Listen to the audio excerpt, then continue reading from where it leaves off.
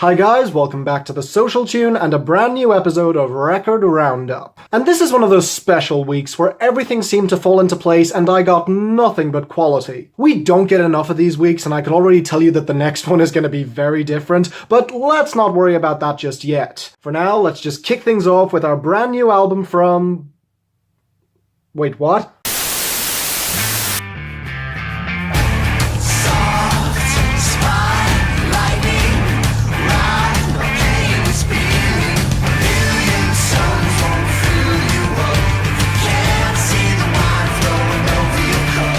Am I the only one who thought that this was never going to get made? Brand New has been a beloved act for well over a decade now, but it's been a good 8 years since their last album, Daisy, and I thought it was pretty reasonable to assume that they had thrown in the towel. Well, instead, they came back with a new album a couple of months ago, which many were proclaiming as one of the best comeback albums of the year, unlike many of the others this year that have sucked. Well, ever the curious one, I decided to pay my respects to what was said to be their last album by giving it a few listens. And you know what? As a final hurrah, it's a pretty respectable note to go out on. Now, is it their best album? No, not by a long shot. But that doesn't mean it's not great to hear these guys back at it again and clearly throwing their all into this final group effort. Now, I'm not going to say every experiment here pays off. The band was given a huge amount of creative freedom on this one because a lot of this can feel a little overindulgent, especially in the length of some of these tracks. Now, sometimes that can work, like the 1-2 punch of 137 and 451, which are both great, thundering, and yet very different rock songs. Not to mention my favorite track, Batter Up, which is easily one of the best closers that I've heard to an album all year, a beautiful and haunting track. But then you have No Control, which just feels underwritten, something I never thought I'd be saying about Brand New. And as for the themes, well, they're very much what we've come to expect from this band. Rebellion, mental illness including depression, and of course the system that beats everyone down. However, this album does take the conversation in a bit of an interesting direction. See, while our protagonist starts off this album by defiantly saying he wants to get over his depression and move on with his life, the album ends with him admitting that ridding yourself of something like that is often close to impossible, and rather than trying to rid himself of it, he should learn to live with it while still moving on with his life. That's actually really mature, and it makes me really appreciate this album's overall theme, because after all, some things are beyond the means of medical science, or in other words, they're science fiction. So yeah, even though it's a shame that not every single song here hits with the same punch, and the project does admittedly run long at over an hour, the overarching theme and the individual standout tracks mean I have no problem giving this a strong 7 out of 10 for some absolutely gorgeous high points and an overarching theme that I found really poignant. Great note to go out on, guys. Retire in peace knowing that your legacy is secure. Living in the city. We're just living in the city. Oh, living in the city. Well, it's hard, it's hard, it's hard.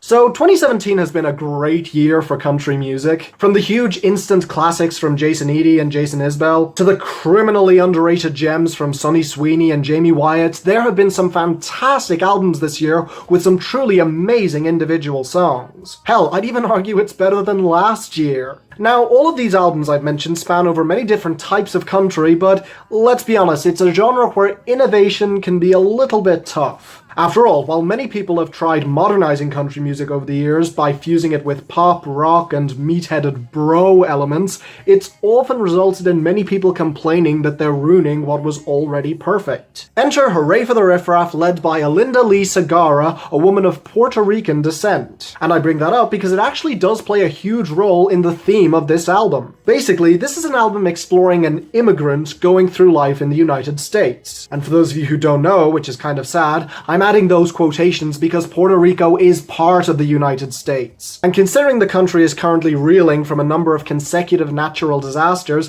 I thought that I could at least pay my respects by reviewing one of their musical ambassadors. So I sat down to check out the Navigator, a mere 7 months after its release. And all I can say is, I should have listened to this album the day it came out, because this is excellent. And part of this is because of the fantastic hooks. I'm not kidding, I was blown away by how catchy pretty much all of these songs were. From the gorgeous piano ballad Palante, to the guitar-driven sing-along tracks Living in the City and Life to Save, to the awesome bass-driven Hungry Ghost and Rican Beach, to even the great rural sound of the percussion on Settle. And luckily, thanks to the lyrics, a lot of this really does resonate with you on an emotional level. And it explores the theme in great detail, with songs about staying true to your heritage despite all the peer pressure around you of people trying to make you just like them. And yet despite all that pressure, despite even considering giving in on songs like Settle, songs like the title track, Rican Beach and 14 Floors are proof enough that she needs to continue fighting. As it explores the pain that many people of color feel, ostracized and alone, treated differently in a country where everyone is supposed to be treated equally. So she defiantly stands up for all who feel the same way on Palante, the title here meaning something along the lines of stand strong or move forward. It's a call to action to embrace your roots and not allow the system to change you,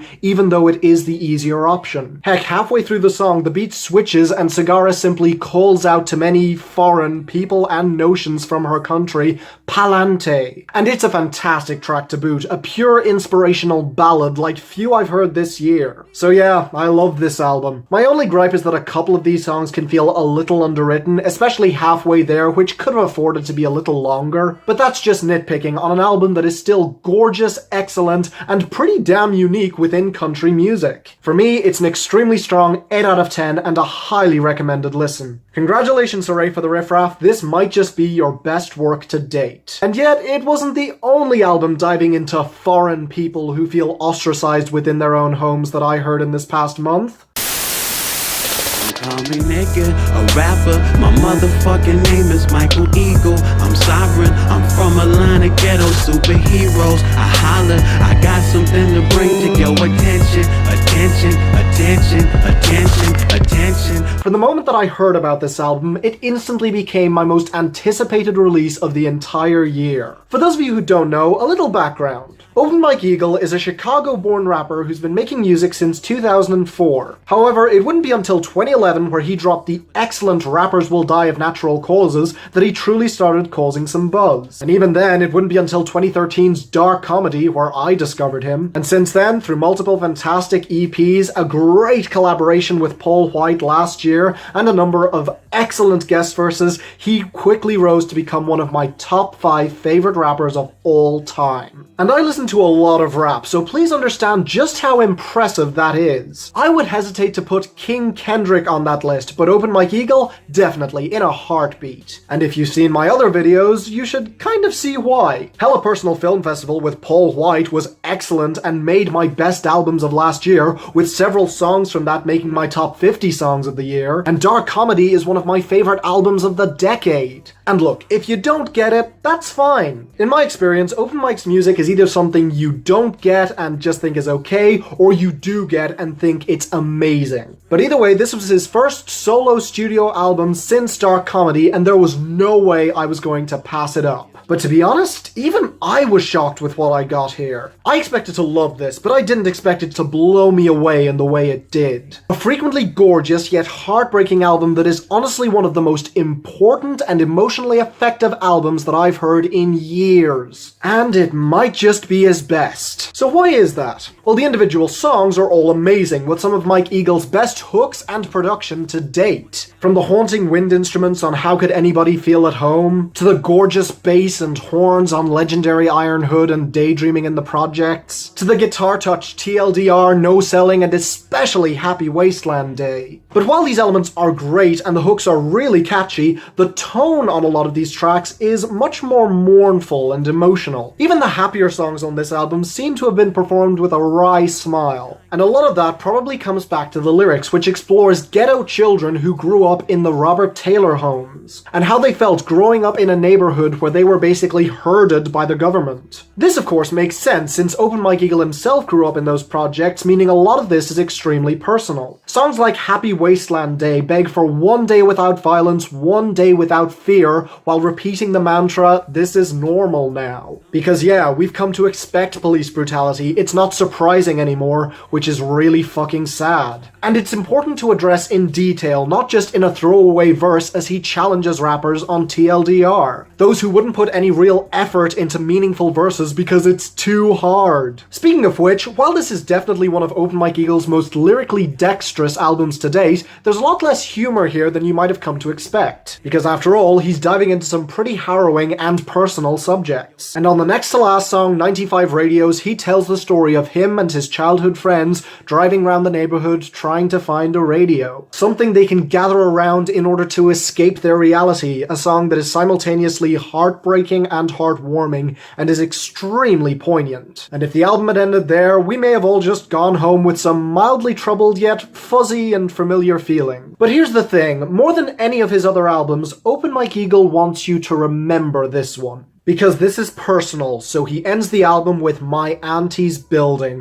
where the government comes along and tears down his home and the home of many others with absolutely no regard for the inhabitants and everything they own. And the album ends there, not with an easy answer, but with children crying and adults screaming, and buildings crashing down as Open Mike Eagle likens the feeling to having his body torn limb from limb. So this album is not for everyone. Heck, I'd even say it's not for every single fan of Open Mike Eagle. But for me, the harrowing message, the excellent framing, the individual songs, the fantastic production, the emotional writing, yeah, this album is something special. Now, it's not quite perfect. Wedding Ghosts isn't quite as catchy or as well produced as some of the others here, and honestly, that's it. So it's the strongest of nines I can muster, an easy standout in 2017. Seriously, put some time aside and listen to this album, because personally, I've not been able to put it down since.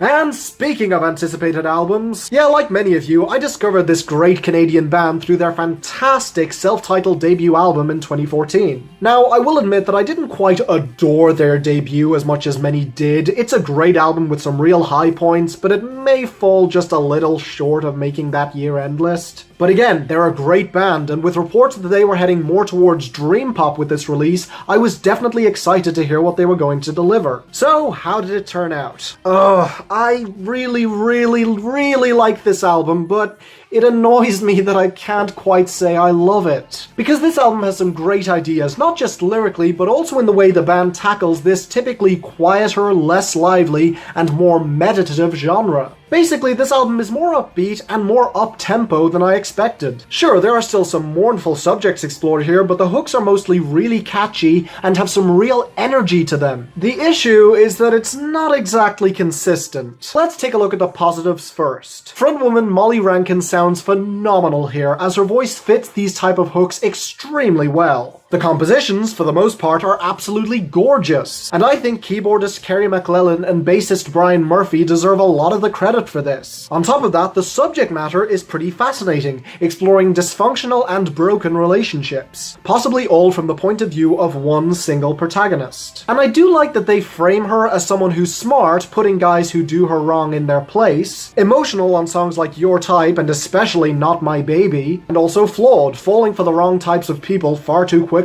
on songs like Hey. The issue is that not all of these songs are on the same level of quality. Dreams Tonight is a little too basic, and the chorus isn't all that interesting, and while all of the best tracks appear right after that, the last three songs are very much weak links, with hooks that don't have the same spark to them as some of the best songs here, like Plimsoll Punks, and especially Lollipop Ode to Jim, which is probably one of the best pop songs that I've heard all year. And it's especially egregious on Already Gone, where a lot of those effects just feel out of place and are overall just not all that fun to listen to. And again, that's really frustrating frustrating because the highs on this album are great, the theme is interesting, and I really do support the band going in this new direction. But because of those shortcomings, the most I can give this band is a very strong 7 out of 10. But I'm still definitely recommending this, if only because the individual high points are well worth the price all on their own. Alvvays, like I said, please don't be discouraged, you're on the right track. You just need to dust off a couple of the rougher edges, that's all. I swear it feels just like heaven.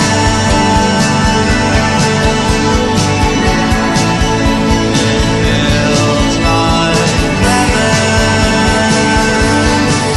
So, this should piss off plenty of you. I've never been a big fan of Ariel Pink. Look, he's a guy with some great musical ideas, and he's undeniably made some really good music. Unfortunately, all of his individual projects have just been really good to me. Nothing has jumped out at me as being great. Which means I do like him, but I just don't love him. I get the feeling that this is how many people feel about Kanye West's music, where they just can't get past the ego or the toxic personality. And yeah, that's me with Ariel Pink. So, when I heard what this album's title was and did a bit of research on Bobby Jameson, it almost made too much sense. A protest artist who made music alongside some of the biggest artists around in the mid-1900s, a bit of a revolutionary who felt utterly screwed by the music industry, probably because he was, and making very little music on his own before quitting the music business entirely and resorting to making internet blogs where he would just rant for ages. Heck, he even made some YouTube videos on the subject. And considering Ariel Pink's temperament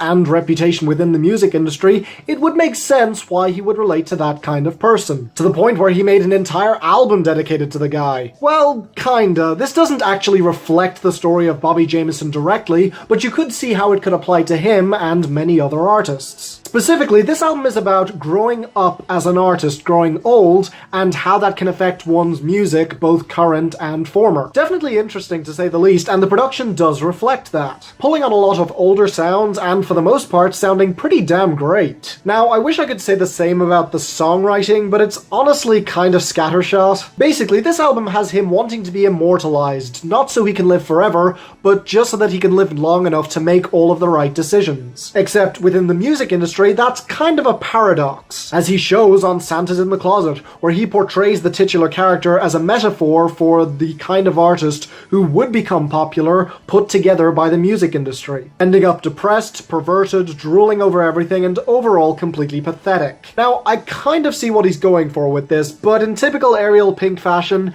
it can be a little garish and tasteless. I do tend to side with artists over the music industry, but here it just feels a little too biased. But look, the hooks are mostly good enough to make up for a lot. The problem though, just like our last album, is consistency, as some hooks can't help but pop more than others, not helped by the thousands of effects that are piled over the instrumentation and the vocals. Honestly, you could skip most of this album and just stick with the favorites that I list in the description, and you'll probably get a lot more out of it, at least in my opinion. Still, even if it is a little self-absorbed, it is a good album, which means I'm giving it a very light 7 out of 10. Give it a listen and see what you think of it. You may end up getting more out of it than I did. And that's it. Thank you guys for watching. Leave a like if you enjoyed. If you're wondering why this camera quality is different and the audio quality, it's because I'm filming on my new phone, so let me know what you think of that in the description. I'm not sure if I'm going to stick with it or not, but it depends on your feedback, so we'll see. Otherwise, if there are any more albums that are coming out in 2017 or that already came out, please post those in the comments or tweet them at me at The Social Tune, link in the description. Sorry if this video is a little bit late. I've been working on this separate project that I'm really excited for you guys to see, so that'll hopefully be coming up next. In the meantime, please subscribe so you don't miss a thing, and until the next time, I'm Finn, and this is The Social Tune, signing off.